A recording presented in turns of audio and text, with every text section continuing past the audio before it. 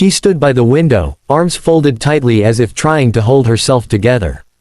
The soft morning light slipped through the curtains, painting half her face in gold and the other half in shadow. Outside, the world moved on as usual, cars passing, distant voices, but inside the room, everything felt paused. "Last night," she began, her voice quieter than usual, uncertain. She didn't turn around right away, as if the question itself was difficult to face. "Did you strip me?" The words landed softly, but the weight behind them was undeniable. I leaned against the edge of the table, exhaling slowly as I tried to piece together the right way to answer. Bits of the night came back in flashes, the music too loud, her laughter spilling over itself, the way she had stumbled slightly and grabbed onto my arm. "I'm sorry," I said gently. "That was my fault." She turned then, slowly, her brows knitting together. "Your fault." There was no anger in her tone, just confusion, and maybe a hint of vulnerability. "You weren't feeling well," I explained, choosing each word carefully. "You could barely stand, and you kept saying you were too hot. You asked for help, remember?" She shook her head faintly. "I don't. Not really. It's all kind of blank after a point." I nodded. "Yeah, I figured that might happen." For a moment, neither of us spoke. The silence stretched, not uncomfortable exactly, but delicate, like something fragile was sitting between us, waiting to be handled the wrong way. I hesitated, then met her eyes directly. "I didn't do anything beyond what you needed. I just helped you get out of your clothes so you could lie down comfortably. Then I made sure you were okay." Her shoulders dropped slightly, some of the tension leaving her body. "And that's it. That's it." She studied my face for a few seconds, searching, maybe for doubt, maybe for reassurance.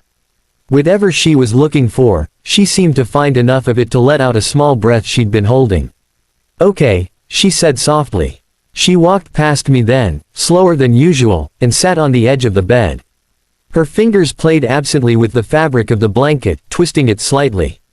"Did I embarrass myself?" she asked after a moment, her tone lighter now but still cautious. A faint smile tugged at my lips. "You talked a lot," I admitted. "Mostly complaining about how unfair everything was." She groaned, dropping her face into her hands. "Oh no, that sounds like me." "It wasn't that bad," I said, a hint of warmth in my voice. "Just more dramatic than usual." She peeked at me through her fingers, a reluctant smile forming. "Great. So I was a mess." "A harmless one," I corrected. That made her laugh, quiet at first, then a little more freely. The tension in the room eased just a bit, though something deeper still lingered underneath. "You could have just left me like that," she said after a pause, her voice softer again. "Most people would have." I shook my head without thinking. "I wouldn't do that." There was no hesitation in my answer, and she noticed. Her eyes lifted to mine, holding them this time instead of looking away. "Why?" she asked. The question caught me off guard, not because I didn't have an answer, but because it felt like she was asking something bigger than just about last night. "Because you needed someone," I said simply. "And I was there." She didn't respond right away. Her gaze lingered, thoughtful, as if trying to understand something she hadn't considered before.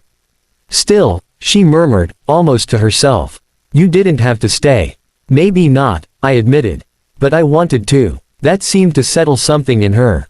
She looked down again, but this time there was a faint, almost shy smile on her lips. The room grew quiet once more, but it felt different. Now, less tense, more reflective. The memory of the night still lingered between us, but it no longer felt like a question mark. It felt like something understood, even if not fully spoken. And in that quiet, subtle shift, something changed, small, almost unnoticeable, but real enough to stay. The rest of the day didn't unfold the way either of us expected. It wasn't dramatic or tense in any obvious way, no arguments, no raised voices. But something had shifted, and we both felt it. The ease we usually shared had been replaced with something quieter, more cautious. She kept herself busy, or at least pretended to. Her phone became suddenly fascinating, her attention fixed on it longer than necessary. Every now and then, she'd glance up, quick, almost unnoticeable looks in my direction, only to look away the second our eyes might meet. I noticed every single one. I tried to act normal too, leaning into routine as if nothing had changed. But even simple things, sitting across from her, reaching for the same glass, existing in the same space, felt different now. There was an awareness that hadn't been there before. Like we had crossed into unfamiliar territory without meaning to. By midday, the silence had stretched enough to feel intentional. She finally broke it. "You're being quiet," she said, not looking at me directly. I let out a small breath. "So are you." She gave a faint, almost reluctant smile at that, but it faded quickly. Her fingers tapped lightly against the table, a restless rhythm. "I've just been thinking," she admitted. "About last night?" I asked. She nodded, then hesitated before adding, "About everything around it." That caught my attention. I leaned forward slightly, resting my arms on my knees. "What about it?" She didn't answer right away. Instead, she looked at me properly this time, her expression more open, but also more vulnerable than before. "You really didn't take advantage?" she asked. There it was again, not suspicion, but something closer to disbelief. Like she was trying to reconcile what happened with what she expected should have happened. I shook my head, steady. "No." Her eyes searched mine carefully, as if weighing the answer against something internal. "You could have," she said quietly. "Maybe," I admitted. "But I didn't want to." That seemed to land differently. "Most people would have," she murmured, almost to herself. "Maybe," I repeated, shrugging lightly. "But I'm not most people." She held my gaze a second longer this time, and something in her expression shifted, just slightly. The tension didn't disappear, but it changed shape. Less guarded, more thoughtful. "Yeah," she said softly. "I'm starting to realize that." The room felt quiet again, but it wasn't the same silence from before. It felt less like avoidance and more like processing. She leaned back in her chair, exhaling slowly. "It's just weird, you know." "Weird how?" "I don't remember trusting you like that," she said. "But I must have. Otherwise I wouldn't have let you help me." I considered that for a moment. "Sometimes trust doesn't show up all at once," I said. "It kind of builds without you noticing." She nodded faintly, absorbing that. "Still," she added, waking up and realizing I was that vulnerable, "it's not something I'm used to." "I get that," I said. "But you weren't alone." Her eyes flickered back to mine at that. "I know," she said. "That's the part one can't stop thinking about." Something about the way she said it made the air feel heavier, but not in a bad way. Just more meaningful. "I didn't expect to feel okay about it," she continued. "Honestly, I thought I'd be freaking out right now." "And you're not." She shook her head slowly. "No, I'm strangely calm." A small, almost uncertain smile appeared on her lips. "I think it's because of you." I didn't respond right away. Not because I didn't have anything to say, but because it felt like one of those moments that didn't need to be filled too quickly. Instead, I asked quietly, "Is that a good thing?" She met my eyes again, and this time there was no hesitation. "Yeah," she said. "It is." Another pause followed, but this one felt different. Softer. More grounded. "You know," she added after a moment, a hint of teasing slipping back into her tone, "you've kind of ruined my expectations now." I raised an eyebrow. "Oh, yeah," she said, leaning forward slightly. "Now I'm going to expect you to be a decent human being all the time." I let out a quiet laugh. "That's a lot of pressure." She smiled, genuinely this time. "You set the standard." There it was again, that shift. Subtle, but undeniable. What had started as uncertainty was slowly turning into something else. Not quite comfort, not quite closeness, but something in between. And neither of us rushed it. We just sat there, letting it exist. By evening, the air between us had changed again, but this time, it wasn't awkward. It was quieter, steadier, and somehow more intentional. We found ourselves in the same room without really planning it. The lights were dim, casting soft shadows along the walls, and the usual background noise felt distant, like the world had pulled back to give us space. She sat on the couch first, tucking one leg beneath her, leaving just enough room beside her that it felt deliberate. I noticed, but didn't comment. Instead, I walked over and sat down, closer than I normally would have. Neither of us moved away.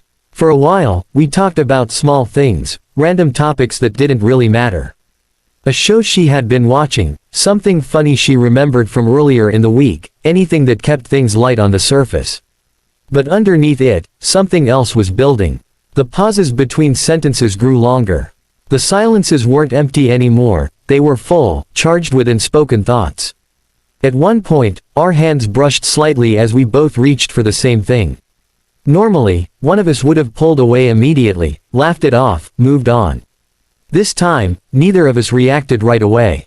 Her fingers lingered for just a second longer than necessary before she slowly pulled back, her gaze dropping, but not out of discomfort.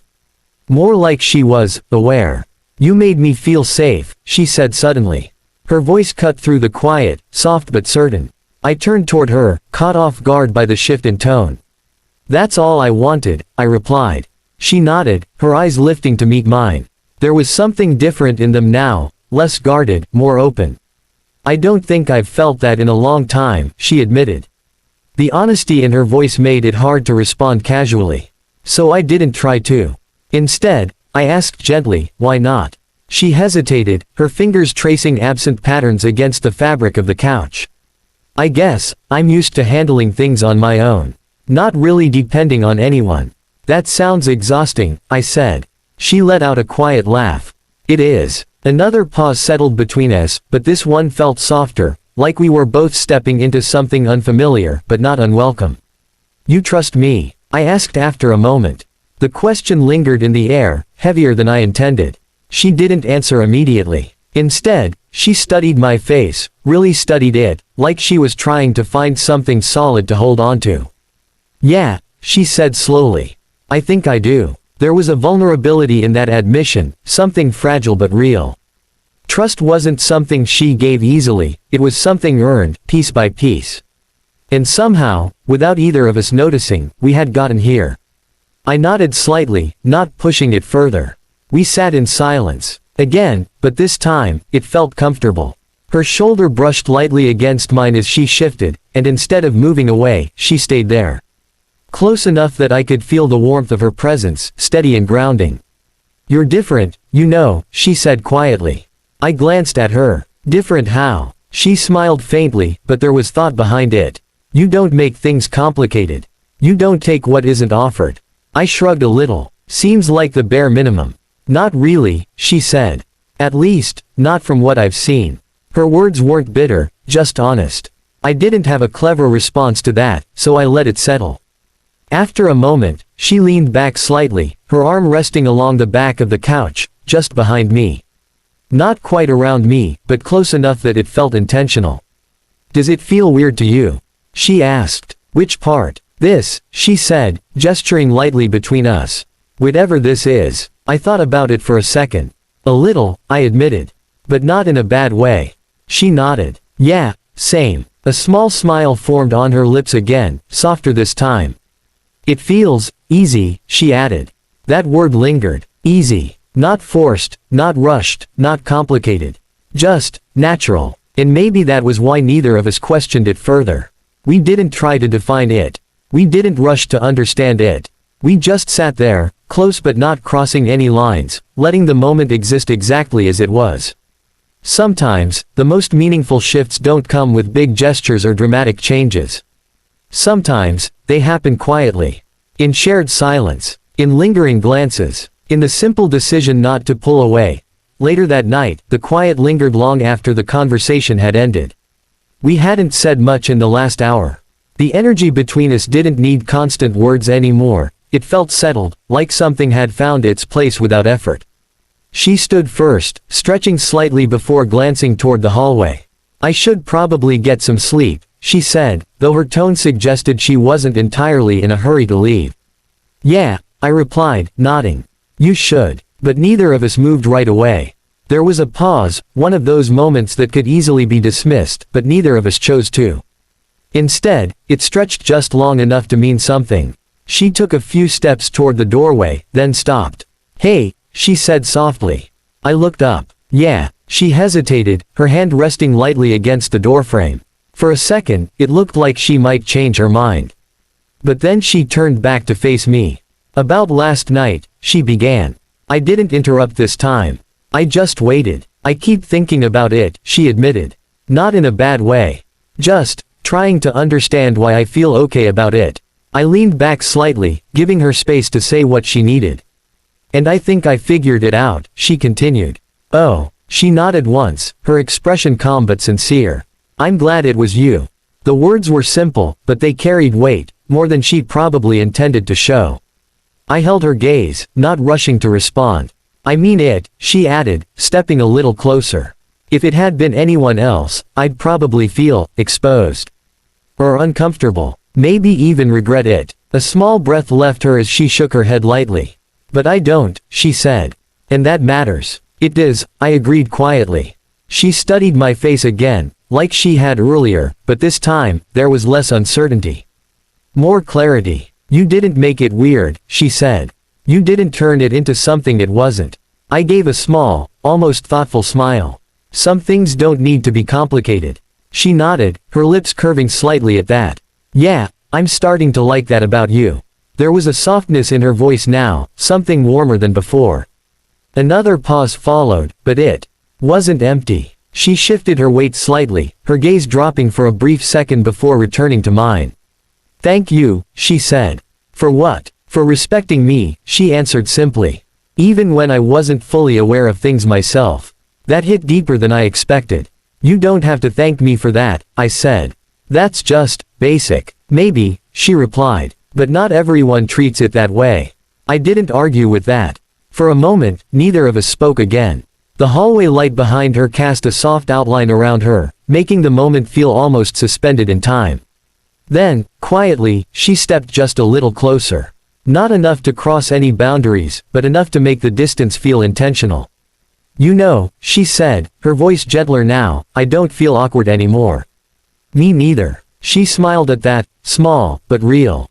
Good, she said. Another beat passed. It felt like there was something else she wanted to say, something just at the edge of being spoken. But instead of forcing it, she let it go. Good night, she said finally. Good night. She turned toward her room, taking a few steps before pausing again at the door. For a second, she just stood there, like she was considering something. Then she looked back. Not long, not dramatic, just enough. And in that glance, there was understanding, unspoken, but clear. No confusion, no tension, just quiet recognition of what had changed between us. Then she slipped inside, the door closing softly behind her. The room fell silent again. But it didn't feel empty. Because something had shifted, something subtle, steady, and real.